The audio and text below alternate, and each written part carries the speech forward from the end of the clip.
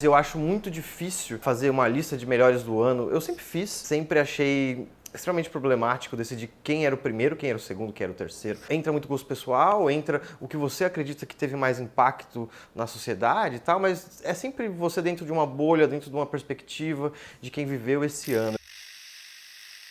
A música internacional passa por um processo de transformação também, e eu acho que tem um nome que faz isso muito bem, que é a Billie Eilish. Quando a gente pensa que na música pop, esse grande mainstream, a gente ouviu a mesma música nos últimos 10 anos, né? Podia mudar a cantora, o cantor, mas no fim das contas as coisas, elas caminhavam mais ou menos no mesmo ritmo, e de repente chega essa guria de 16 anos, quando ela começou a fazer música, assim, colocar isso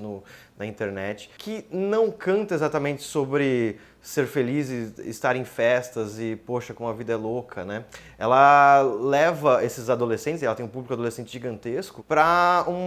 olhar para dentro, para perceber que a gente vive uma geração com crise de ansiedade desde muito cedo, gente que tem problema de atenção, e é interessante ver como a música pop estava girando de um jeito e ela chegou e falou, não, a gente pode fazer por um outro lado. O disco dela foi feito por ela e pelo irmão, mas ela chegou e fez um disco muito próprio, muito autoral, pensando ainda em quebrar a forma como a música era feita e consumida. Outro disco que eu gostei muito foi do Tyler, The Creator, um rapper que saiu de um coletivo de rappers, no caso chamava Odd Future, um disco que fala também de amores e fala de desajuste com relação ao resto da sociedade, um disco de canção no fim das contas, e achei isso muito bonito e entregue da parte dele, e assim, dá pra você ouvir esse disco e chorar bastante. Um outro destaque é o novo disco do Kanye West, né, Jesus is King, extremamente corajoso, com pouquíssimo daquilo que a gente ouviu do Kanye West antes, com muita autocrítica, com muita reflexão sobre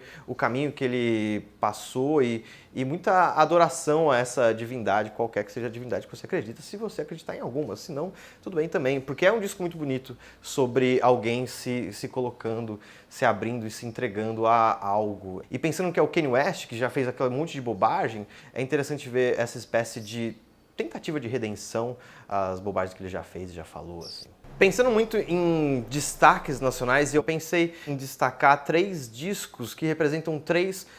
eu chamo de novos movimentos da música, mas são movimentos que já existem. Ladrão, que é o disco do Djonga, representa o que eu posso chamar de novo rap, que é um rap que chegou no mainstream de uma forma assertiva, não necessariamente abrindo concessões, cantando sobre passarinhos ou coisas do tipo, que não é um problema no caso do Emicida, até porque ele conseguiu chegar num outro público. E é um cara que tem um discurso muito reto, fala exatamente sobre fogo nos racistas, ele fala também um pouco da herança dele, esse disco brinca com a ideia de ladrão, do que é a palavra ladrão, o significado. Pensando agora numa nova MPB, eu acho muito bonito ver a trajetória da Cell. Desde o comecinho da carreira, ela sempre foi colocada como essa voz, e as pessoas falavam muito da voz, mas ela foi a cada disco se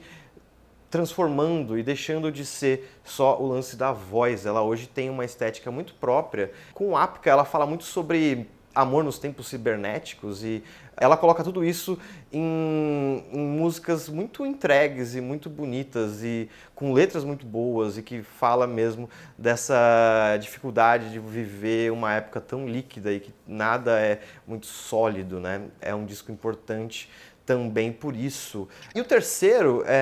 eu sou um indie boyzinho, assim, né? Esse gurizinho que cresceu ouvindo rock e gostando de descobrir qual era a nova grande banda e que detestava Guns N' Roses, o que eu continuo detestando. Mas eu tenho visto um movimento que tem surgido sementes de bandas de rock que tem herança do que foi o emo, que tem herança do que foi